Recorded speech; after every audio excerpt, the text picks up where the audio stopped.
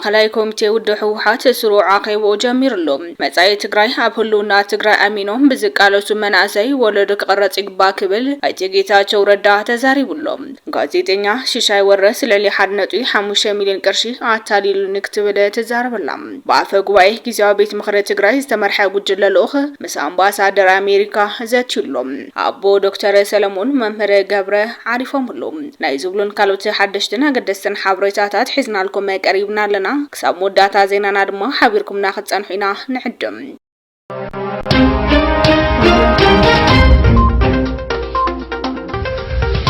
ቀዳምነት መጻኢ ትግራይ ኣብ ህልውና ትግራይ ኣሚኖም ብዝቃለሱ መናእሰይ ወለዶ ክቕረጽ ይግባእ ክብል ኣይተ ጌታቸው ረዳ ተዛሪቡሎም ፕሬዝዳንት ጊዜያዊ ምምሕዳር ትግራይ ኣይተ ጌታቸው ረዳም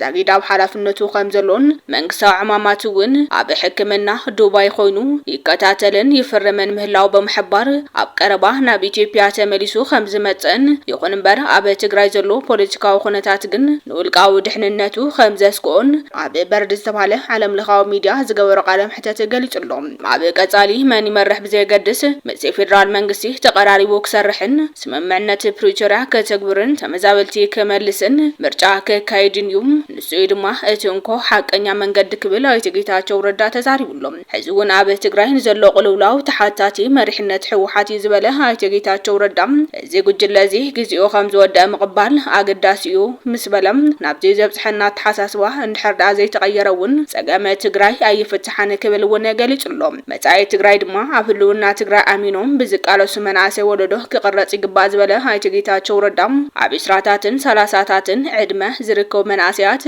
መራሕቲ ሓድሽ መስመር ናይ ምሕንጻጽ ዕድል ይግብኦም እዩ ክብል እውን ገሊጹሎም መጻኢ ዕድል ትግራይ በቶም ናብ መከራ ዝመርሕዋ መሪሕነት ህወሓት ክውሰን ከም ዘይብሉ እውን ሓቢሩሎም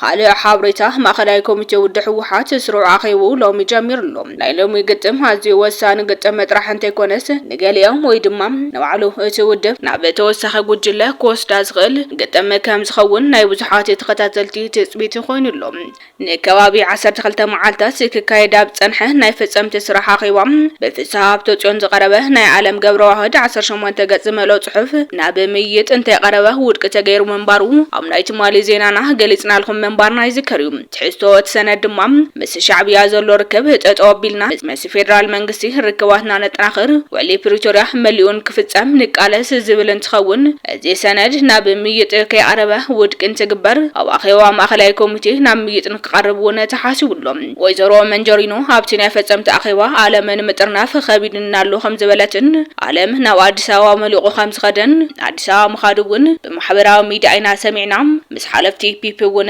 ተራኺቡሎ ካልውን ምስ መን ከም ዝተራኸበ ኣይንፈልጥን ኣብቲ ኣኼባ ማእከላይ ኮሚቴ ንክእገድውን መደብ ተታሒዙሉ ከም ዘሎ ተፈሊጥሎ ኣይተ ዓለም ገብረ ዋህድ ብጀነራል ታደሰ ወረደ ሹመት ክወሃቦ ዋላ እኳ እንትኾነም ብዙሕ ዝኸፎ ኣባል ኮሚቴ ከም ዘሎን ቶም ኣባላት ማእከላይ ኮሚቴ ስምዒቶም ከም ዝተተንከፉን ታና ዓለም ገብረ ዋህድ ክትወሃብ ዝተባሃለት ናይ ምክትል ፕሬዝዳንትነት ሽሞት ከም ዝኾነት እውን ተፈሊጥሎም ፍላይ ድማ ኣይተ ማኒላ ሰፋ ኣዝዩ ከም ዝተቆጣዕን ከመገረ ኣነ በዓብዩ ምክትል ቦምበር እንዳሃለኹ ተዘሊለም ሓደ ተራ ኣባል ማእከላይ ኮሚቴ ዝሽወም እናበለ ከም ዝነበረን እቲ ጉዳይ እውን ብማእከላይ ህወሓት ክውሰን ተወሲኑሎም እቶም ኣባላት እቲ ማእከላይ ኮሚቴ ኣብ ልዕሊና ካልእ ማእከላይ ኮሚቴ ኣሎ እዩ ዝመስለና ኢሎም ከም ዝተዛረቡን ኣናይ በይንኩም ኣኼባ ትገብሩለኹም ዘይንፈልጦ ውሳነታት ትውስኑለኹም ከም ዝበልዎም እውን ተፈሊጥሎም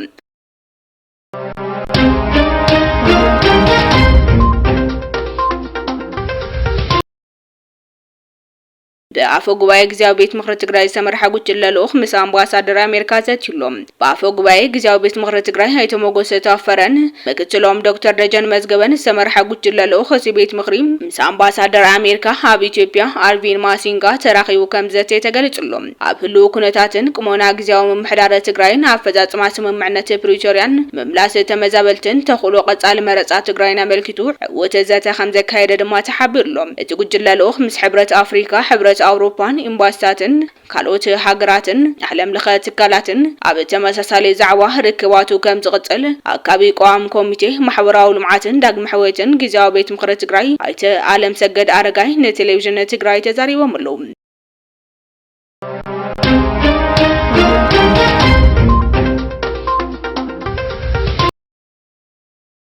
بخاله زحزن زينا دما خلته صوت حيزات تولدت نغستي غازيطኛ سيساي ورس لعلي 1.5 مليون قرشي اتالي نكتبل تزاري والا عبتنا نغستي خلته صوت علنمو حاجزني لام بقلوعنا ميديا وجا زغاطما غفعن وصعان تزاريوا منبارا يذكروا نا ميديا خطوص بزغبرا سيساي ورس متحوار دما حزبي كام حزبي اغون خينا يلو بزوح ناي ገንዘብ حاجز تغيرلايو بدحره زدما نغستي دكتور ملعكو مس مسارحتو خوينو صبو حكمنا كتركب غيرو اب تግራይ ተሰርሑ ዘይፈልጥ ሰርጀሪ ተሰሪሕላዩ ይኹን እምበር ንግስቲ ህዝብ ዘዋጸለይ ገንዘብ ሲሳይ ወረስ ልዕሊ 1.5 ሚሊዮን ቅርሺ አታሊሉ ንበመዋል ናይ ሰነደ መረዳእታ ሒዛ ቀሪባላ ተወሰኸ ወነት ጋዜጠኛ ናብ ሚዲዩ ምስቅረባውን ድሕሪ ሰሙን 30,000 ክፈሊ ንካሜራ ከም ዝበላ ዝተዛረበት ኮይኖም ኣብ ዝተፈላለዩ መዓልቲ ፕሮሰስ ክጅምረልኺ ገዛውን ክገዛልኺሉ ልዕሊ 1 ሚሊዮን ቅርሺ ከመዘጭ በርበራን ብድሕሪውን ተደጋጋሚ ስልኪ ተደወለትውን ከልዕላ ከም ዘይከኣለ تزارب حزي بواتساب بدولنا قال واتساب خفتي قال سلازولني خمسي يولنو كندك كنصدل خيولنو ولا سلازو نغرا كاود ما اقاري صمدي لا سدما يحتني اتاول لك دو يقول سلاز حتني وترزعتو انا غن مشفانا يخلي ابزي حدا ነገር በቃ እዚ ዓለም ዕንታአትያ እዚ ዓለም ዕንታአትያ ነው ለኸ እዚ ነገር ሓደ ግዜ ኳስ ኣብ ናይ ጋዜጠኛ ዓወት ወዳጅ ዝኾነ ደቂ አንስትዮ ዝላኣኸለይ 1.8 ማሕበር ኮይነን ዝተላኣኸ ቅርሽሎ ወዳት እዮም ዝላኣኸ ክልኸ ከፈሉ ወይሉማ ንዕምጽ ኣብ ናይ ዓወት ወዳጅ ይልኒ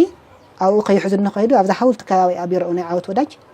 ቅርሽ ካወፅና መድያውን ድማ ወሲኽና 150 ገይርና 180,000 ነይረ ናብ ኣካውንቱ ከምዚ ዘለክ ዘለኹ ማለት እዩ ግን እዚ ልዕሊ 1 ሚሊዮን እዩ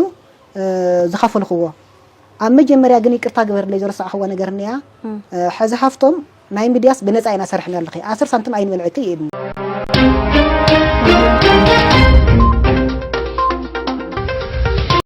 አቦ ዶክተር ሰለሞን መምህር ገብረ አሪፎምሉ መምህር ገብረ አቦ ተጋዳላይ ዶክተር ሰለሞን ገብረ ዙሓት ደቆም አበ ገድል ተሰዊኦም አብ ይወዶም ዶክተር ሰለሞን ገብረ ድማ ድሕሪ ፕሪቶሪያ አብ 24 አብ ሰላም ወረዳ አብ ሃዱን ሃለወ ተቀቲሉ ክሳብ ሕዚ ቀታሊኡ ከይተነገረም ተሸፋፊኑ ከም ጸንሐ ናይ አደባባይ ምስጥሪ ስድራ ተጋዳላይ ዶክተር ሰለሞን ቀታሊ ወዶም ክፈልጡ ፍትሒ ክረኽቡ 2 ዓመታት ሙሉ ከርተት ኢሎም ኣይቀንዑምን ምክንያቱ ድማ ፍትሒ ትግራይ ቀድሚ ዶክተር ሰለሞንያ ሞይቶም እቶም ኣቦ ኣብ ክንዲ ክብሮም ድማ እቲ ዝተረፈ ወዶምውን ኣብ ጠላዕ ቀትሪ ዝተወረሩ መምህር ገብረ ጓሂ በርቲዕዎም ሎም ለይቲ ብሞት ተፈለመሉ ኣብ ትግራይ ፍትሒ ሲኖም ጓሂ ኣቦታትን ኣዴታትን ዝሞትላ ገሃነም ኮይና ትርከብ ቀድሚ ሕዝውን ኣብ ማእከል ኣስፋልቲ ኣብ ጠላዕ ቀትሪ ናይ ዝተቀተለት እስካብ ሕዚ ፍርዳ ዝጓታት ዘሎ ዘውዱ ሃብቱውን ወላዲኣ ብስእነት ፍትሒ ብጓሂ ከም ዝሞቱ ይዝከር እዩ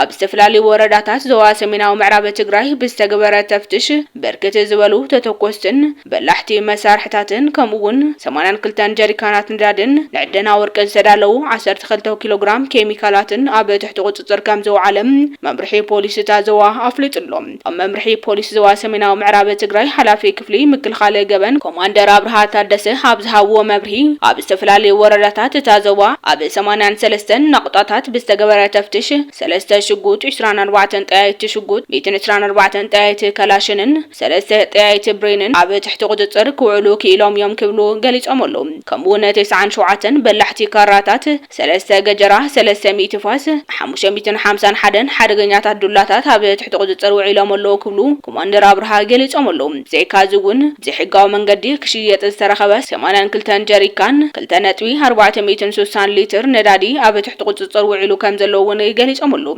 በተመሳሳሊ ንግልጋሎት ዕደና ወርቂ ዝተዳለወ 12 ኪሎግራም ባዙቃ ዓይነቱ ኬሚካል ኣብ ትሕቲ ቁጥጥር ውዒሉ ከም ዘለዎ ገሊጾም ኣለዉ ምስኦም ዝተኣሳሰረ 13 ተጠርጠርቲ ኣብ ትሕቲ ቁጥጥር ውዒሎም ዋኒኖም ብሕጊ ይርአ ከም ዘለውን እቶም ሓላፊ ኣረዲኦም ኣለዉ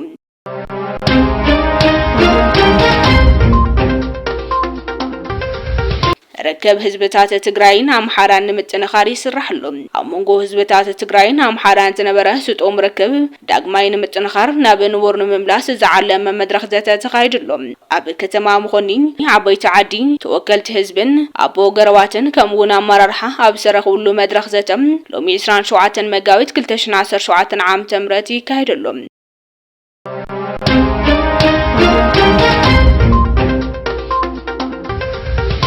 አሞዳታ ቻይና ፈላማይ አብራር ዘይብሉ ናይ ታክሲ ትራንስፖርት አየር ዕላው ጌራላ ትካለ ሲቪል አቪዬሽን ቻይና አብ ዓለም ፈላማይ ዝኾነ አብራር ዘይብሉ ናይ ታክሲ ትራንስፖርት አየር ኣብቲ ሃገር ንኽትገብር ፍቃድ ምሃቡ ተገሊጹሎም ትካለ ፍቃድ ዝሃቦ ኢሃንግ ሆልዲንግ ዝተባሃለ ትካል መንገዲ አየር ዘቕርቦ ቴክኖሎጂ አየር ታክሲ ሰው አልቦ ብዝኾነ መንገዲ ወይ እውን ብዘይ አብራሪ ንምትግባር ዘኽእል እዩ ተባሂሉሎም ርእሱ ዝኻለ ናይ አየር ተሽከርካሪት ወይ እውን ሰው አልቦ ናይ መንገደኛ አውሮፕላን ዝብል ስያመ ዝተሃቦ እቲ ቴክኖሎጂ ብዝተገጠመሉ ናይ ቦርድ ኮምፒውተር ጂፒኤስን ሪሞት ኮንትሮልን ካልኦት መሳርሕታትን ከም ዝሕገዝ እውን ተሓቢሩሎም